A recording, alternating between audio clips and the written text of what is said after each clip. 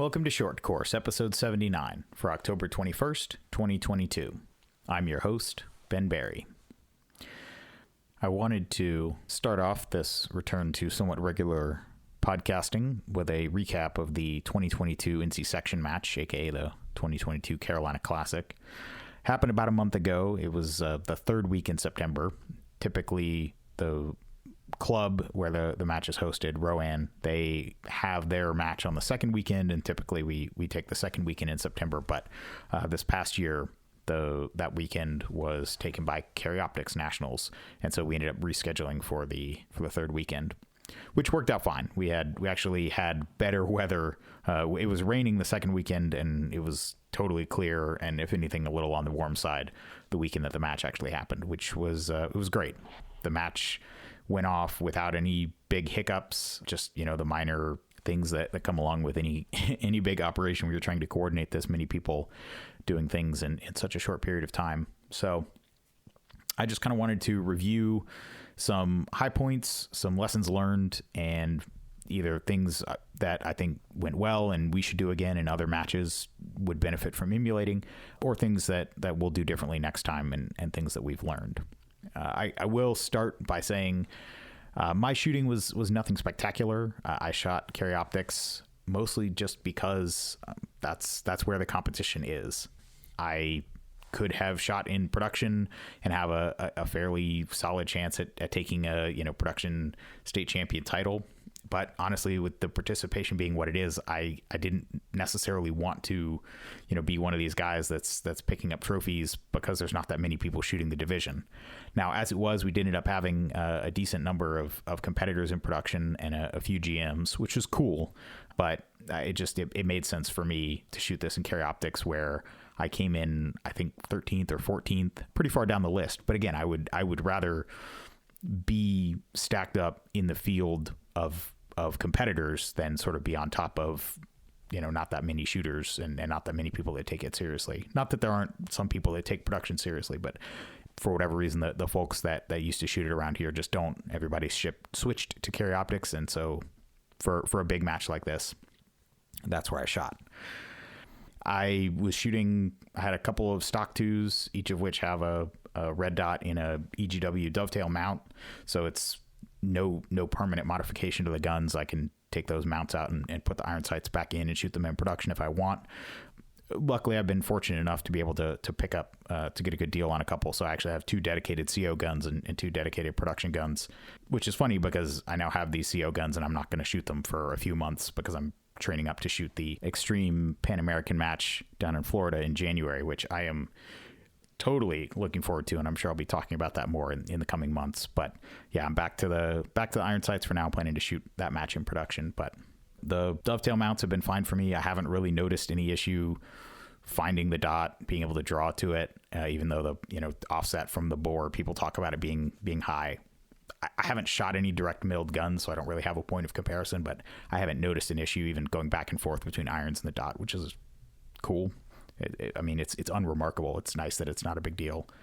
My standard practice, I have some of the Henning 23 rounders, and he makes a +3 that's got a flat base pad that's basically the size of a shock bottle production base pad. And so my practice is, when I can, I reload to the +3s, just because I'm more confident reloading to the flat base pad magazines, and so far that seems to be working. I think there were 2 stages where I reloaded to the big stick, and they were on longer moves, so I had a little bit more time to kind of focus on getting that done. So that's kind of my practice for now. Obviously, going, if I were to shoot, even if I shot production optics at the Extreme match in January, it would be with production base pads, and so it wouldn't be either of those. But yeah, I would recommend getting some kind of flat base pad +3. If you're just used to reloading production mags, definitely makes life a little easier for me. I did find any mag with the grams follower and spring in it just would not feed flat points or truncated cone bullets in any of my stock twos. They just, the flat, very leading edge of the bullet would hang up at the very bottom of the feed ramp. But I just ended up switching to round nose bullets, which I haven't used in years, mostly just because you definitely do get a bit cleaner of a perf, it's easier to call. I find I don't need to call for overlays as much with a nice flat point or truncated cone. They just punch a cleaner hole. But if they don't feed in the guns, they don't feed in the guns. So I ended up switching over and shooting round nose bullets, which worked out just fine.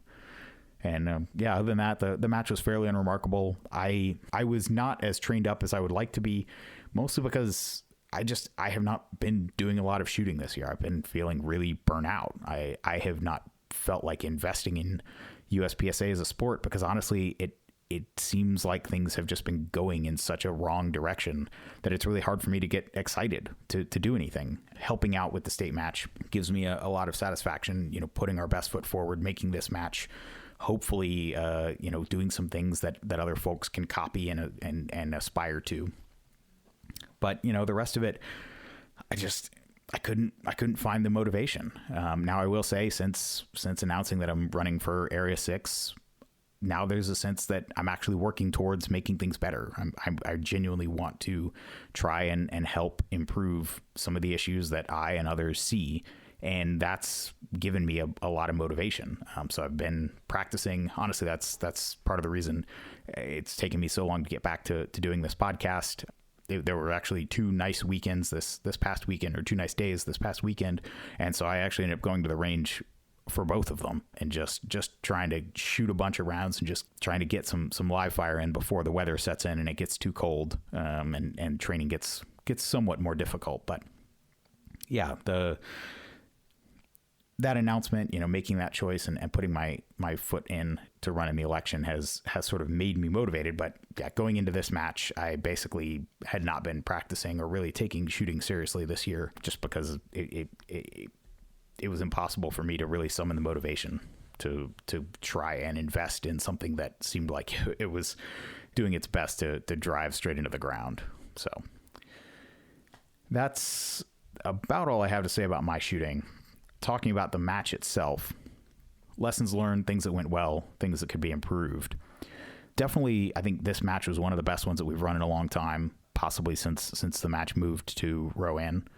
I think it probably is the best one we've run yet. We definitely had the biggest turnout, and it seems like the turnout from people traveling the furthest, just in terms of the distance that some folks were willing to travel, hopefully, I assume, because the word has gotten out that this match is relatively quality, and they were willing to take the gamble, right? Every match that you sign up for is a bit of a risk. You don't know if it's going to be what it's going to be, but hopefully we have enough of a track record that people are willing to book the travel and make the trip to come shoot this match from fairly far away, which is certainly humbling. We try and make this match as good as we possibly can, and so hopefully that's working.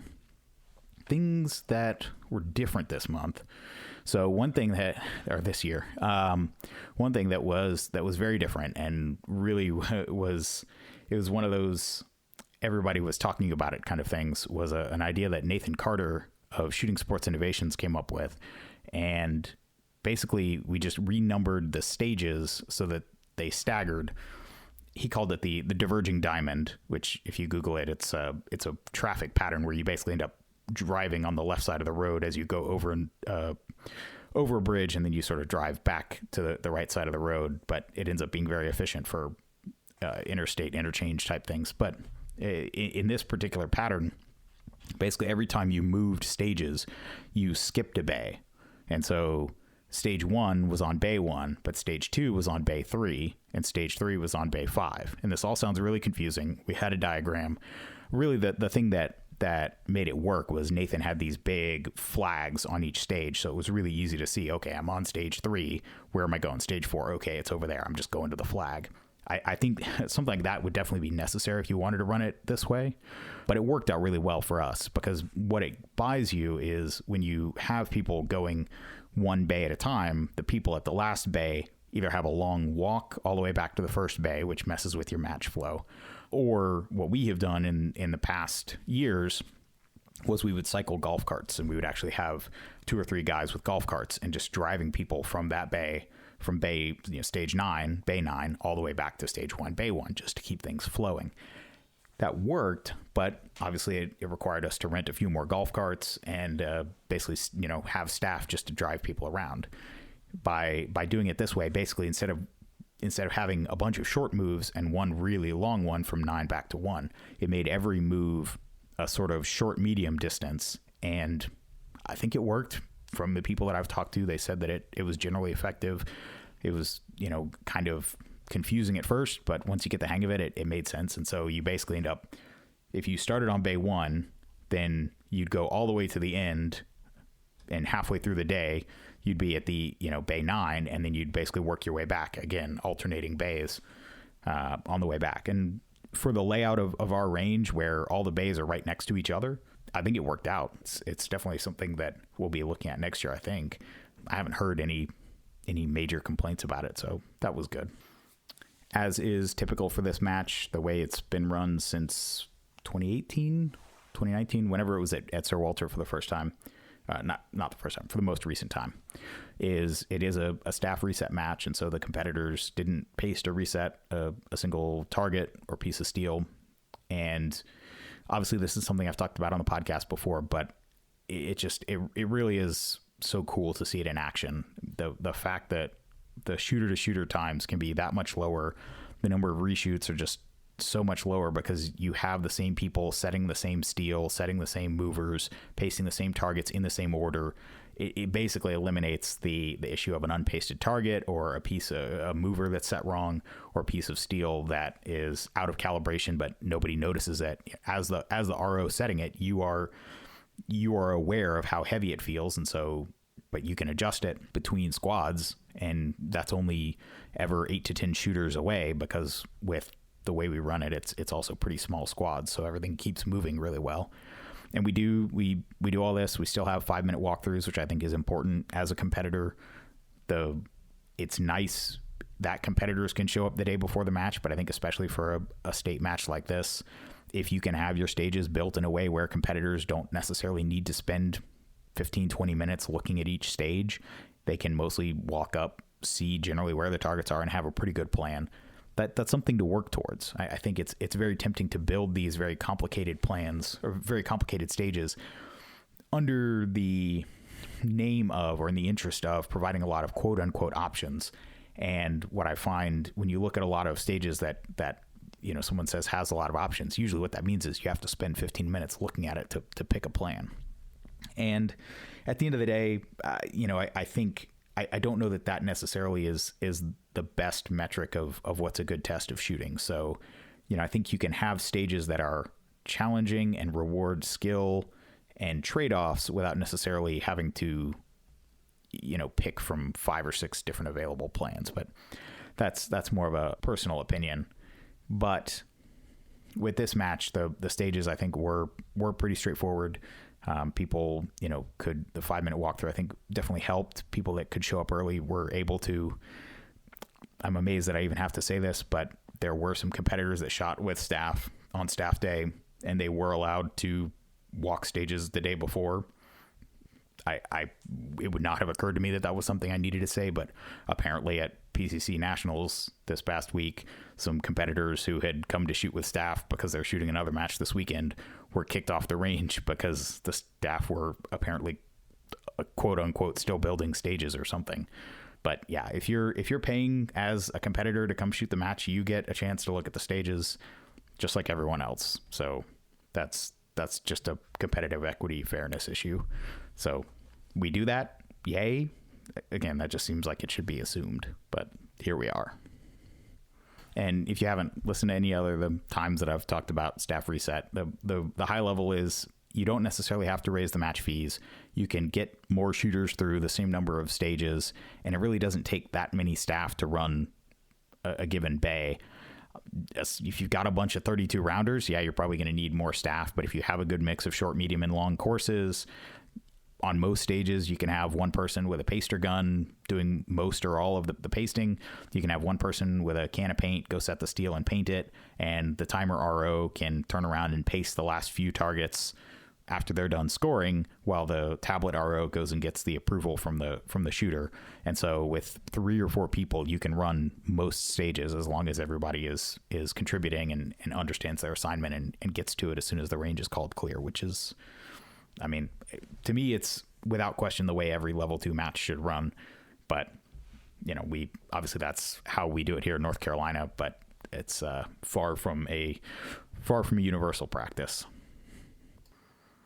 One other interesting incident about staff reset from this match was we had a few shooters who'd flown in from Utah, and they apparently had some issue where one flight got canceled and another shooter's flight got moved up a few hours. And so he had booked it with enough time to finish the match and then get a ride to the airport.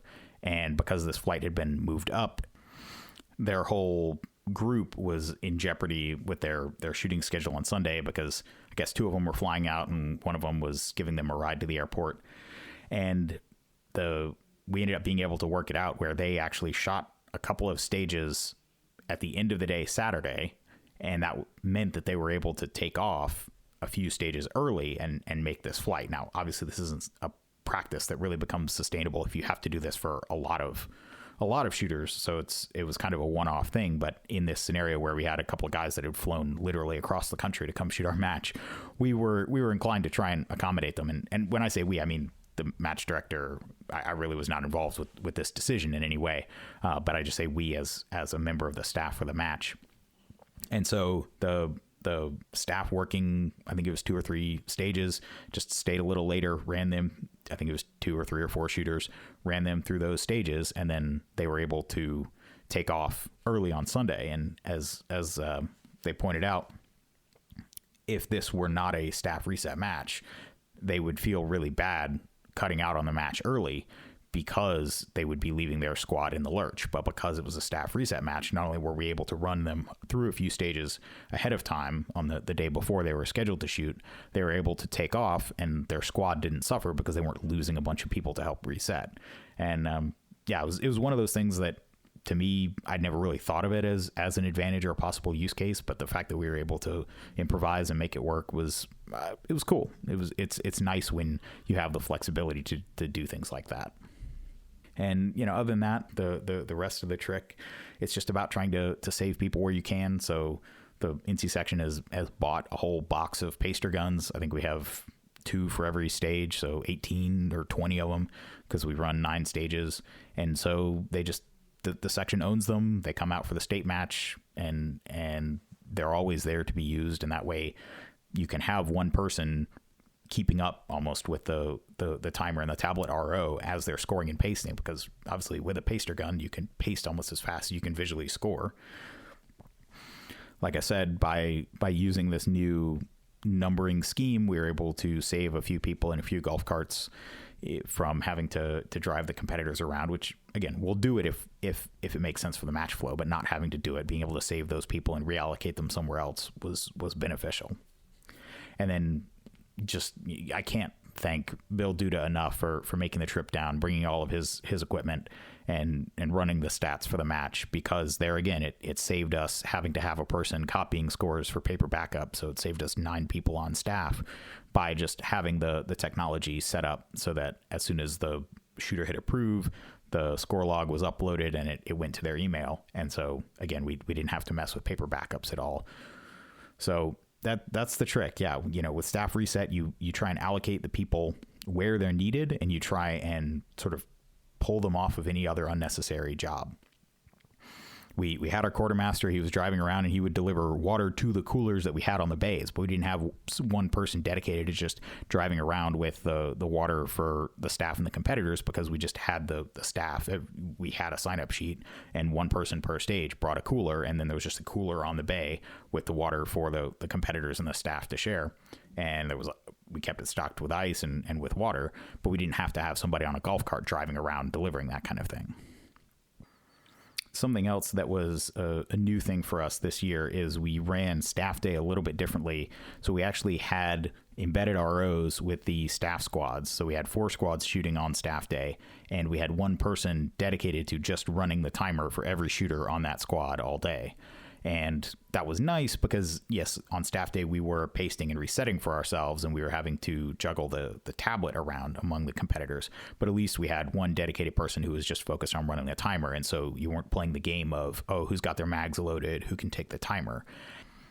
Now, as it happened, the way that we did it this year, the people who ran the staff squads on Friday had actually shot in a small squad of their own on Thursday, which ended up creating various other logistical issues. And I don't think we'll be repeating that. That was definitely a lesson learned.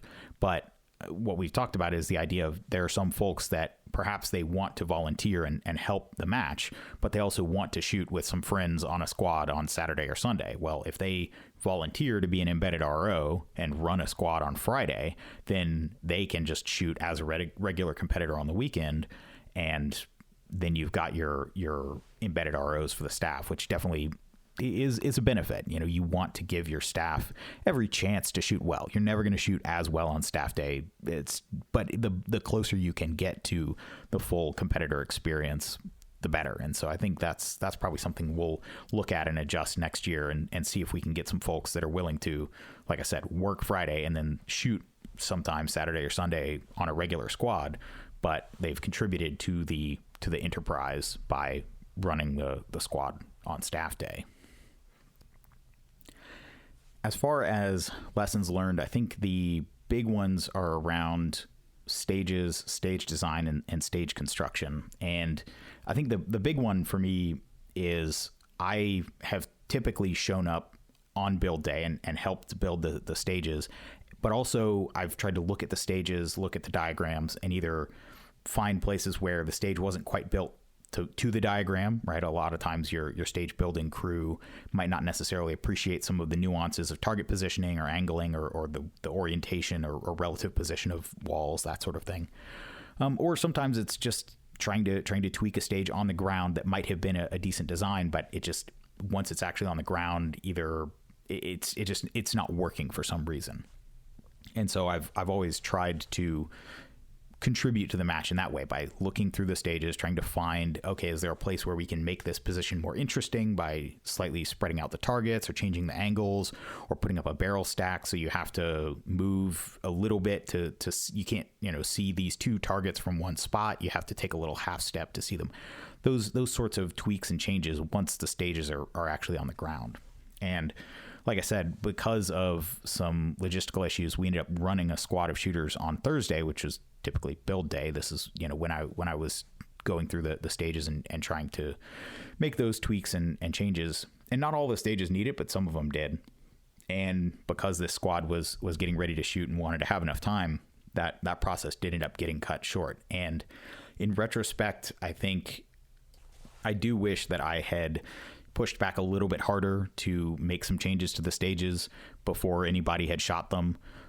Possibly, maybe the squad could start on stage one and keep working on some of the later ones. Because, for example, stage one at this match was designed by Brian Wolf.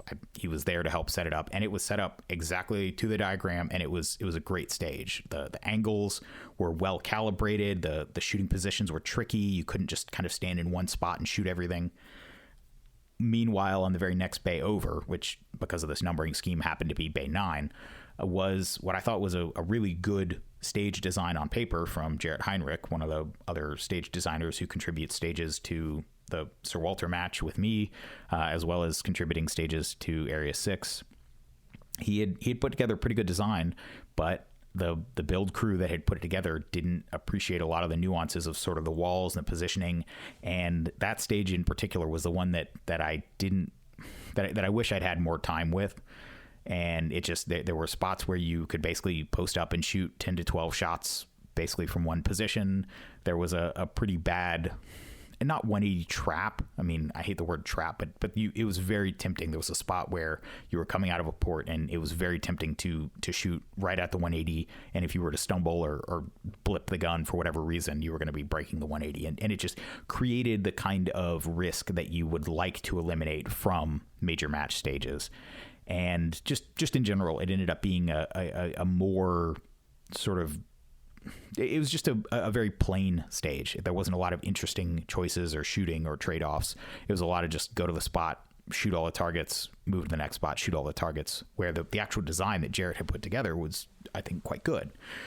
So yeah, there were definitely a number of spots like that. Stage 2, which was the one that I designed, ended up being much more of a memory stage on the ground than I had designed it to be.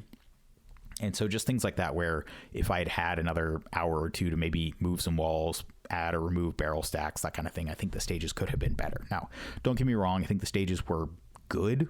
I don't think they were the best that they could have been, and they could have been quite a bit better with not that much more work. All the work of setting up walls and fault lines, that's the really hard stuff. It's the little tweaks, just pulling a few nails, moving a wall stand 6 inches, a couple feet, something like that, just to change the angles, maybe pulling up a target, moving it 6 feet one way or another, something like that.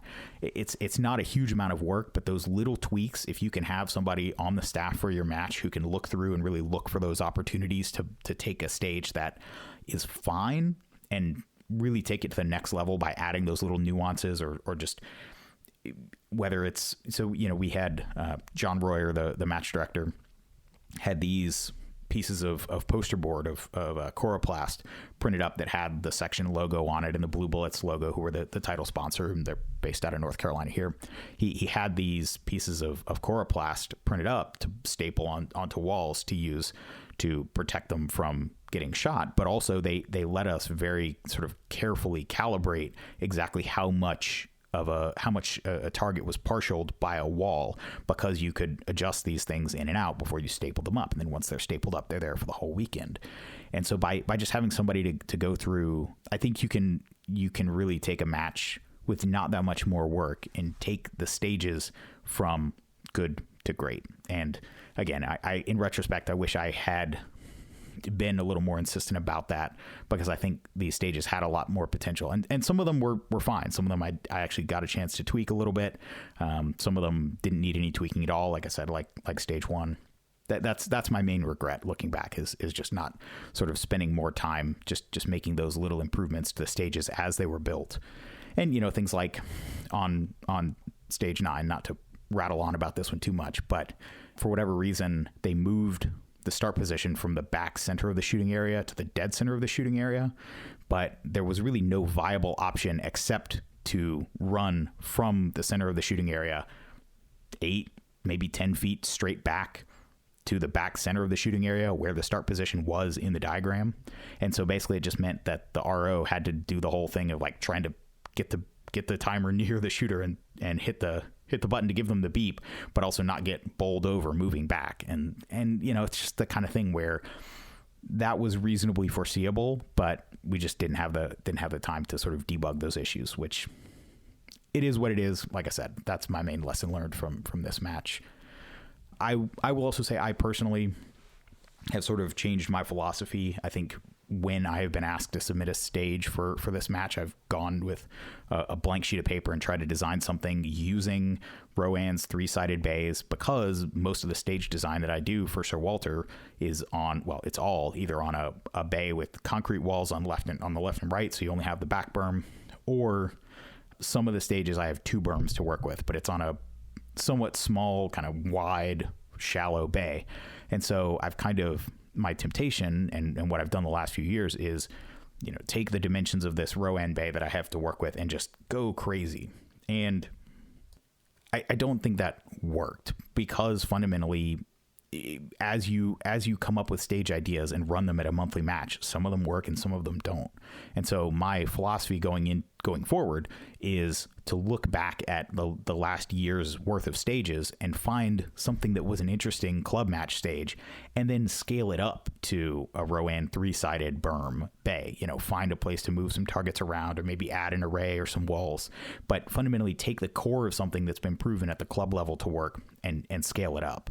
Because to be totally honest, the stage designs that I've submitted for the section match are not necessarily some of my best work, because they're not based on what has been proven to work. And a lot of times, when you're submitting stages for a monthly match, like I said, some of them work, some of them don't. And there's really not a great way to know ahead of time until you just kind of try a bunch of different stuff and see what sticks. And so for me, the big lesson, for example, going into submitting stages for the Area 6 match in the spring, every single stage that I submitted for that was based on a match, or on a stage that I built and thought, or designed. I didn't physically build it, but a stage that I designed and that was run at Sir Walter, and that I thought worked, that basically achieved what I was set out to do with the stage design. Because there are stages that you build something and it just doesn't work, and so you don't submit those for bigger matches. But to me, it should be this culling and collating process where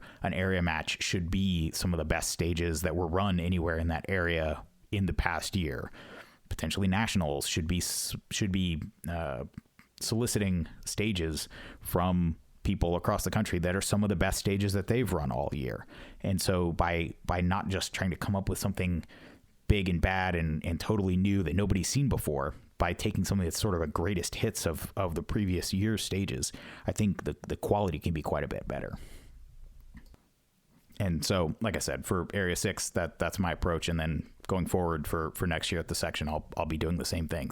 I'll submit either something that didn't get used for Area 6 or something that I've designed, this year that worked well at the club level, just scaled up and tweaked for the level 2 stage.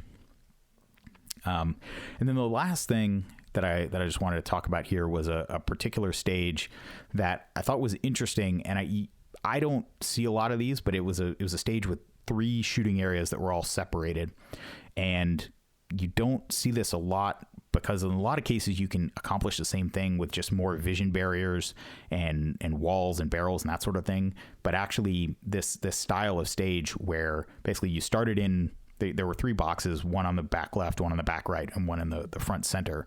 And you started in either the back left or the back right box, and you pretty much had to shoot from a couple positions in the back left, a couple positions in the back right, and then basically run to the front of the front box and shoot from there. And I, again, I looked at this and I was like, okay, this is a little unusual, but it wasn't until we were actually shooting it as a squad and I got to see some competitors over the weekend actually run it that I realized there's a reason that you don't see this kind of stage at big matches.